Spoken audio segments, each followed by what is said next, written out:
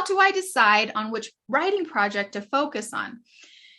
Oh, this is a good one. I really like this question. And I actually had someone in Christian Book Academy recently ask this question. And so I had already been thinking about it. There's a couple things that you can do to really decide which writing project to focus on, because let's just be honest. Most of us are creative and have multiple book ideas, right? I'd say for most of you, you have more than one book in you. And so I just want to encourage you, that's normal.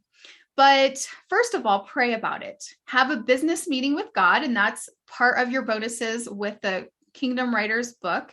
But, when you're praying about it, when you're meeting with God, do you get a sense from God what book is the priority to finish first? Because there have been times that whether it's a book or a project or something, the Lord's like, you need to finish this thing first. And then what do you feel most passionate about right now? Again, I was mentioning this earlier. It's like, if you don't have the passion for something, you may not bring it to completion.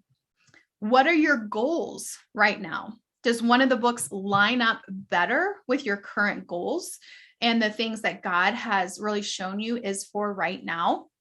And then which book could be done first? So which one seems like maybe you have the most content already? Maybe you've already written a lot of blog posts on the topics, or which book seems to be the easiest for you to write?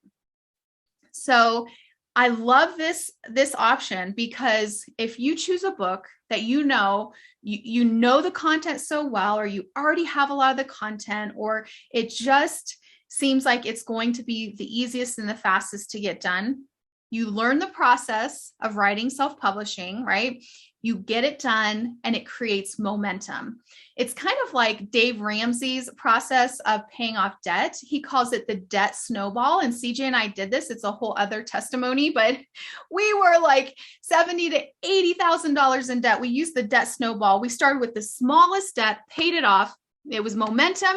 Then we put, what the minimum payment we were paying on that, we rolled it into the next one, the next one, the next one, the next one. Whereas if we would have started with the biggest debt, you wouldn't get that feeling of momentum. You wouldn't feel like, oh, I paid that off. But like just getting something done, it does something, psychologically, and it helps us to build momentum, but you also learn the process.